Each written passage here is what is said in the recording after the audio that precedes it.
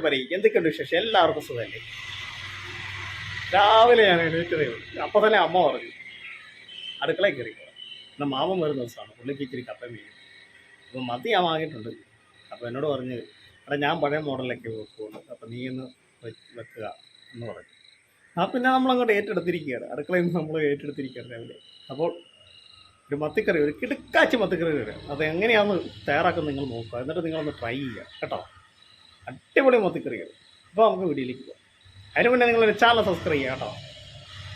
അപ്പം മത്തിക്കറി നിങ്ങൾ കാണുക, കണ്ടാൽ മാത്രം പോരാ, നിങ്ങളത് കഴിച്ചു നോക്കാം. അപ്പോൾ നമുക്ക് വീഡിയോയിലേക്ക് പോകാം. നമുക്കൊരു കിടുക്കാച്ചി മത്തിക്കറി ഉണ്ടാക്കിയാലോ. അതിനായിട്ട് നമ്മൾ ചട്ടി സ്റ്റവ് വെച്ചിട്ടുണ്ട്, ചട്ടി ചൂടാകുന്നുണ്ട്. പിന്നെ അതിലേക്ക് എണ്ണ ഒഴിക്കുകയാണ്. അത് നിങ്ങൾക്ക് വെളിച്ചെണ്ണ ചേർക്കാം, ഓയിലാണ് ഓയിൽ ചേർക്കാം, നിങ്ങളുടെ ഇഷ്ടം.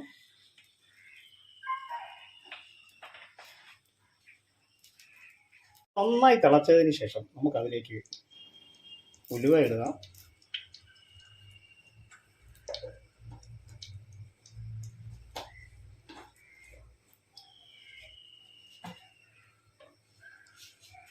ഈ ഉലുവ ഇട്ടതിന് ശേഷം നമുക്കതിലേക്ക് കടുക് കൂട്ടപ്പം വരെ ഇടാം. അത് നന്നായി പൊട്ടിത്തെറിച്ചതിന് ശേഷം നമുക്ക് ബാക്കിയുള്ള ഐറ്റംസൊക്കെ ഇടാം. അതൊക്കെ എന്തൊക്കെയെന്ന് പറയാം. കടുകയും ഉലുവയും നന്നായി പൊട്ടിയതിന് ശേഷം അതിലേക്ക് 2 കീറിയ പച്ചമുളക് ഇടാം. പിന്നെ നമുക്ക്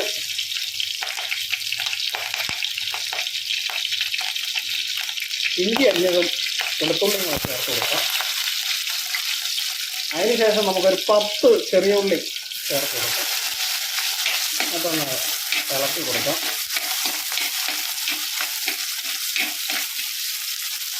പിന്നെ നമ്മൾ കറിവേപ്പില കുട്ടപ്പം പറയാനുണ്ട് ചേർത്ത്. നല്ല മണം കയറുന്നുണ്ട്.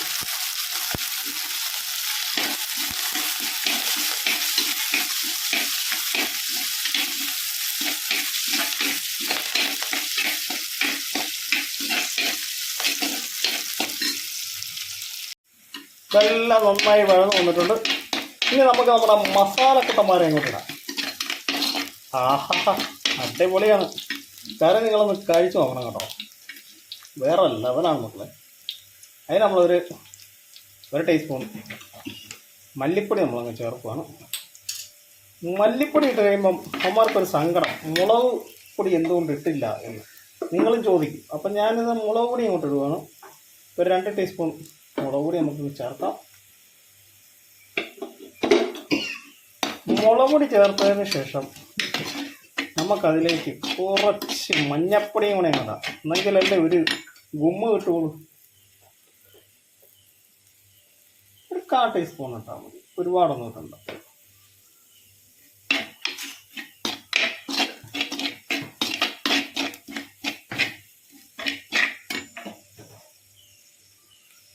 ഇനിയാണ് ടെസ്റ്റ് വരുന്നത്. ഇനി നമ്മുടെ തക്കാളിക്ക അരച്ച ആണ്. തക്കാളിക്ക് നമ്മൾ ഒരു തക്കാളിക്ക് നന്നായി അരച്ചെടുക്കണം. അത് നമുക്ക് അങ്ങോട്ട് വയ്ക്കാം. തക്കാളിക്കട്ടി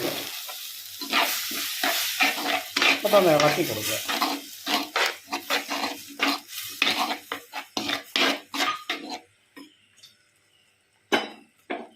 നമുക്ക് ഇതിലേക്ക് ആവശ്യത്തിന് വെള്ളവും ചേർക്കാം. ഇത് കണ്ടോ, ഇതിൻ്റെ ലുക്കൊക്കെ തന്നെ മാറി. നമുക്ക് ആവശ്യത്തിന് ഉപ്പ് ചേർക്കാം.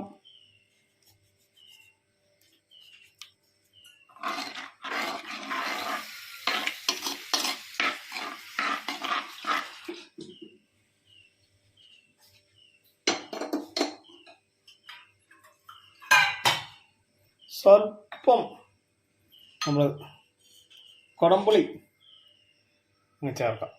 അതിൽ നിങ്ങളുടെ ആവശ്യത്തിന് കുടംപുളി ചേർക്കാം, പുളി അനുസരിച്ച് കേട്ടോ. അതൊന്നും ഞാൻ എതിര് പറയുന്നില്ല, നിങ്ങളുടെ ആവശ്യത്തിനൊക്കെ നിങ്ങൾ ചേർക്കുക.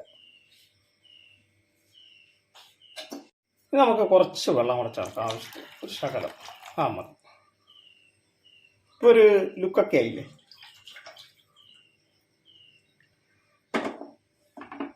ഇനി ഞാൻ ഒരു 3/4 കിലോ മത്തി നന്നായി കഴുകി വൃത്തിയാക്കി എടുത്തിട്ടുണ്ട്.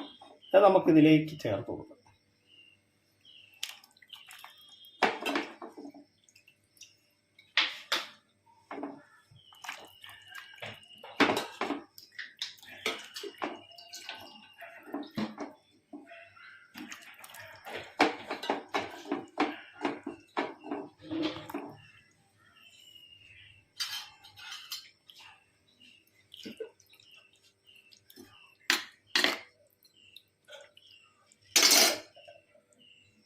ഇനി അതിലേക്കൊരു ശക്കലം കുരുമുളക് പൊടി വിതറുക. നിങ്ങൾക്ക് ആവശ്യമുണ്ടെങ്കിൽ മാത്രം മതി കേട്ടോ. എന്നിട്ട് നമുക്കിതൊന്ന് അടച്ചു വെക്കുക. അടച്ചു വെച്ച് ഇതൊന്ന് 5 മിനിറ്റ് നമുക്ക് ഇതാക്കിയെടുക്കാം. ഫ്രണ്ട്സ്, നമ്മുടെ മത്തിക്കറി റെഡി ആയിട്ടുണ്ട്. ഞാനിത് കാണിക്കാം. കണ്ടോ? ആഹാ, എനിക്ക് കണ്ടോ?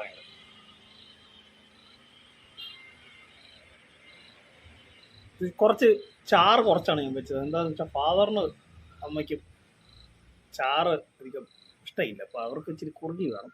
അപ്പോൾ ആ രീതിയിലാണ് ഞാൻ വെച്ചിരിക്കുന്നത്. കണ്ടോ? ചാറുണ്ട്. അപ്പോൾ നമുക്ക് ഇതൊന്ന് കഴിച്ച് കാണിക്കാം. നല്ല മണമുണ്ട്.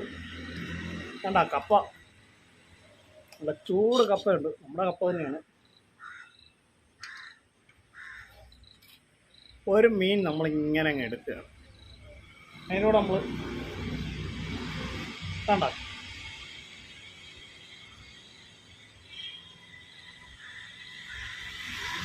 മുകളിൽ ചാറും ഞാൻ ഇട്ടിട്ടുണ്ട്. കണ്ടോ? ചാറുണ്ട്. അപ്പോൾ നമുക്കതൊന്ന് കഴിച്ച് കാണിക്കാം.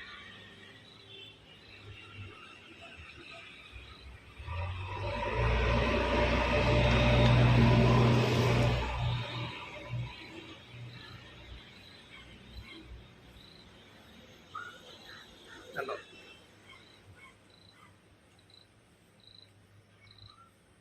എൻ്റെ പൊന്നു സാറേ, അടിപൊളി കേട്ടോ. കണ്ടോ? നല്ല ചാറും